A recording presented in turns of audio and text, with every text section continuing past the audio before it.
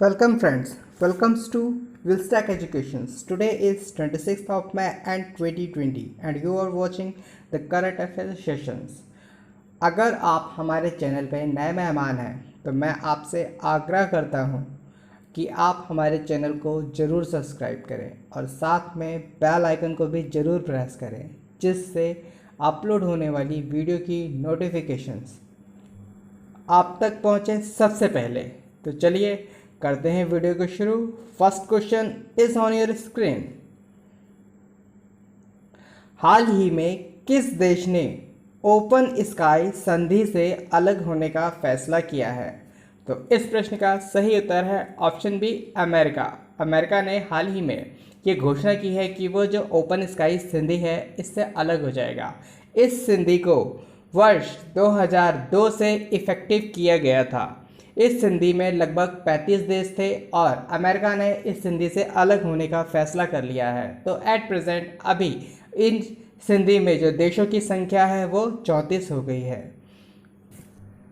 इस ट्रेटी को जो है वो 24 मार्च 1992 में साइन किया गया था और ये जो इफेक्ट में आया था वो 2002 में आया था। ठीक है, अब मैं आपको बता दूं ऐसे ही संधि जो है स्काई ओपन स्काई संधि जापान और इंडिया के बीच में भी है। इसको 2017 में साइन किया गया था। इसके तहत कोई भी देश उसकी वायु सीमा के क्षेत्र के अंदर अनुमति लेके उड़ान कर सकता है। तो चलिए चलते हैं अगले प्रश्न की ओर। अगला प्रश्न, हाल ही में बलबीर सिंह का निधन हो गया था, उनका संबंध किस क्षेत्र से था? तो इस प्रश्न का सही उत्तर है ऑप्शन बी, हॉकी। वे हॉकी के एक जाने माने खिलाड़ी थे और उनका जो मृत्यु है वो 25 मई 2020 को हुई थी। बलबीर सिंह 3 बार ओलंपिक में गोल्ड मेडल लाने वाले खिलाड़ी थे और इनको भारत सरकार ने सन 1957 को पद्म श्री सम्मान से सम्मानित किया गया था।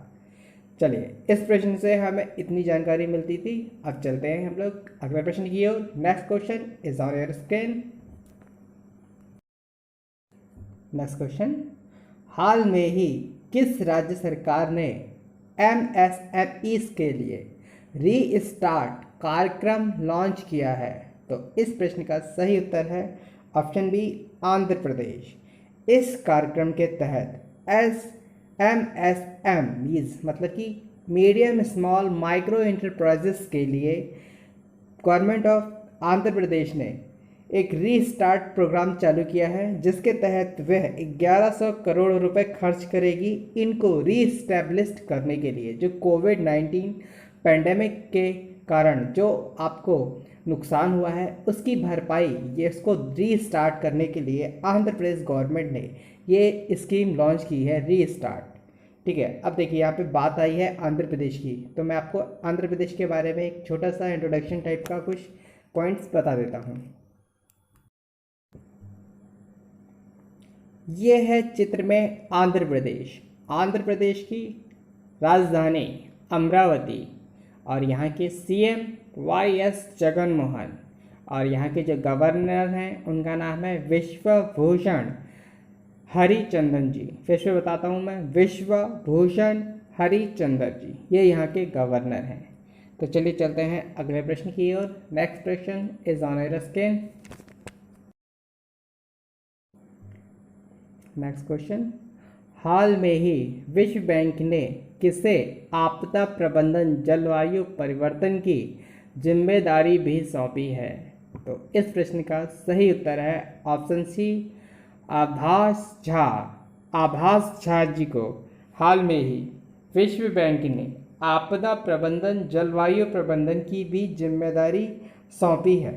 यह दक्षिण एशिया में प्रथम भारतीय हैं इन्होंने विश्व बैंक को वर्ष 2001 में ज्वाइन किया था और अब विश्व बैंक ने इन्हें अब इंडिया, बांग्लादेश, अफगानिस्तान, श्रीलंका, पाकिस्तान, नेपाल और मालदीव की भी जिम्मेदारी सौंप दी है। अब उन्हें इस समय यह पद दिया गया है जब उड़ीसा के पूर्वीय तटों पर अम्फान नामक तूफान आया है। अब इसके साथ इनकी जिम्मेदारी इन देशों के साथ में भी बढ़ जाती है। चलिए, इस प्रश्न से हमें इतनी जानकारी मिलती थी। चलते हैं अगले प्रश्न की ओर। अगला प्रश्न आपके स्क्रीन पर। हाल ही में राजेंद्र प्रसाद जी का निधन हो गया। वह किस राज्य के स्वास्थ्य एवं वित्त मंत्री थे? तो इस प्रश्न का सही उत्तर है ऑप्शन ए झारखंड। वह झारखंड के स्वास्थ्य एवं वित्त मंत्री थे। तो इसके ये जो चित्र देख रहे हैं, ये चित्र है आपका राजेंद्र प्रसाद जी का। तो हाल ही में इनके मृत्यु पर राहुल गांधी जी ने भी ट्वीट के कर संवेदना व्यक्त की है। तो चलिए चलते हैं अगले प्रश्न की ओर। अगला प्रश्न आपके सामने। Next question is on your screen. हाल में ही राष्ट्रमंडल दिवस कब मनाया गया है? Commonwealth Day. तो इस प्रश्न का सही उत्तर है ऑप्शन सी 24 मई। 24 मई को राष्ट्रमंडल दिवस मनाया जाता है क्योंकि इस दिन रानी विक्टोरिया का जन्म दिवस होता है। उनका जन्मदिन जो है 24 मई 1819 को हुआ था और 1916 से इस दिन को एम्पायर डे के रूप में भी मनाया जाता है। यह दिन उन सभी ब्रिटिश शासनकाल देशों में मनाया जाता है। ठीक है, देखिए एक्चुअली क्या है कि इन जो जहाँ पे ब्रिटिश ने साम्राज्य स्थापित किया था उनको कॉमनवेल्थ कॉलोनी के नाम से भी जाना जाता था। अब तक कुल 54 ऐसी कॉलोनियाँ हैं जहाँ पे ब्रिटिश ने अपना शासन किया था। अच्छा, जिन कॉलोनियों में ब्रिटिश ने अपना शासन किया था, जिन देशों में, वहाँ पर हाई कमिश्नर्स उच्चायुक्त नियुक्त किए जाते हैं और जो कॉलोनियाँ जो देश ब्रिटिश शासन के काल में नहीं आए थे तो वहाँ पे एम्बेसडर नियुक्त किए जाते हैं। इसको आप याद रखिएगा, ये क्वेश्चन में बहुत कन्फ्यूज़न होता है। तो चलिए चलते हैं अगले प्रश्न की ओर। Next question is on your screen. हाल ही में किस देश की खुदौल पहल को विश्व के 10 शीर्ष पहलों में शामिल किया गया है? तो इस प्रश्न का सही उत्तर है ऑप्शन बी मणिपुर। मणिपुर की खुदौल पहल को हाल में ही विश्व के शीर्ष 10 इनिशिएटिव्स में शामिल किया गया है। ठीक है, किसके द्वारा शामिल किया गया है? तो मैं आपको बता दूं, ये यूएन के द्वारा शामिल किया गया है। ठीक है, मैं आपको इसमें बता देता हूँ, यूनाइटेड नेशंस की तरफ से एक जो टॉप 10 इनिशिएटिव्स थी उनको चूज़ किया गया था। ठीक है, अच्छा, ये जो मणिपुर की खुदौल पहल है वो या ऑल जो चित्र में देख रहे हैं, ये एक एनजीओ है जो कि मणिपुर की राजधानी इम्फाल से बेस्ड है, वहाँ पे काम करती है। इसकी ही एक पहल थी, इनिशिएटिव था खुदौल।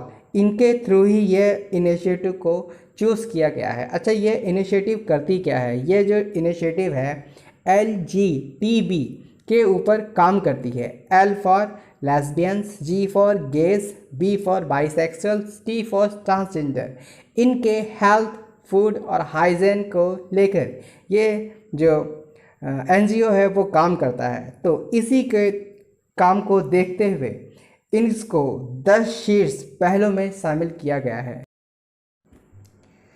Next question is on your screen. हाल में ही यूरोपीय स्पेस एजेंसी के रिसर्च के अनुसार पृथ्वी का चुंबकीय क्षेत्र किस जगह पर कमज़ोर हो रहा है? तो इस प्रश्न का सही उत्तर है ऑप्शन ए अफ्रीका और दक्षिणी अमेरिका। ठीक है, यहाँ पर रिसर्चर्स के अनुसार यहाँ पर पृथ्वी का चुंबकीय क्षेत्र, मैग्नेटिक फील्ड जो है वो कमज़ोर हो रहा है। जैसा कि आप चित्र में देख रहे हैं, ये जो चित्र है ये यूरोपीय स्पेस एजेंसी द्वारा जारी की गई ऑफिशियल वेबसाइट पर जारी की गई तस्वीर है, जिसको मैं आप लोग को दिखा रहा हूँ। यह पृथ्वी पर, ठीक है, जो मैग्नेटिक फील्ड्स है इसको कम करता हुआ दिखा रहा है। हालांकि बहुत दिन पहले ही ऐसी न्यूज़ आई थी कि ये जो चुंबकीय जो मैग्नेटिक पोल्स हैं वो अपनी जगह से खिसक रहे हैं, लेकिन इसका कुछ प्रमाण नहीं था उनके पास में। लेकिन अब उन्होंने प्रमाण के साथ में ऐसी कुछ तस्वीर जारी की है जिसमें हमें देख सकते हैं कि इसकी जो है, अब मैं आपको बता दूं मैग्नेटिक, अच्छा इससे होगा क्या, मैं आपको बता दूं मैग्नेटिक फील्ड जो है हमारे जीवन के लिए बहुत ही ज़्यादा उपयोगी है। पृथ्वी पर जीवन के लिए ये बहुत ज़्यादा ज़रूरी है। अंतरिक्ष से आने वाली रेडिएशन से बचाती है, सूर्य से निकलने वाली चार्ज पार्टिकल्स उसमें से भी ये हम लोग को बचाती है। चलिए, इस प्रश्न से हमें इतनी ही इन्फॉर्मेशन मिलती थी। चलते हैं नेक्स्ट क्वेश्चन की ओर। Next question is on your screen. हाल में ही राइट्स ने IRSDC के साथ कितने प्रतिशत की हिस्सेदारी की है? तो इस प्रश्न का सही उत्तर है ऑप्शन बी 24%। हाल में ही राइट्स लिमिटेड ने IRSDC के साथ 24% की हिस्सेदारी की है। अच्छा, IRSD की फुल फॉर्म होती है Indian railway stations corporations limited. इसका जो काम होता है वो रीडेवलपिंग करना होता है स्टेशंस को। तो इसने हाल में ही राइट्स के साथ में हिस्सेदारी की है। जो राइट्स ने इसके शेयर्स खरीदे हैं 24% के खरीदे हैं। चलिए, इस प्रश्न से हमें इतनी इन्फॉर्मेशन मिलती थी। अब चलते हैं हम लोग नेक्स्ट क्वेश्चन की ओर। Next question is on your screen.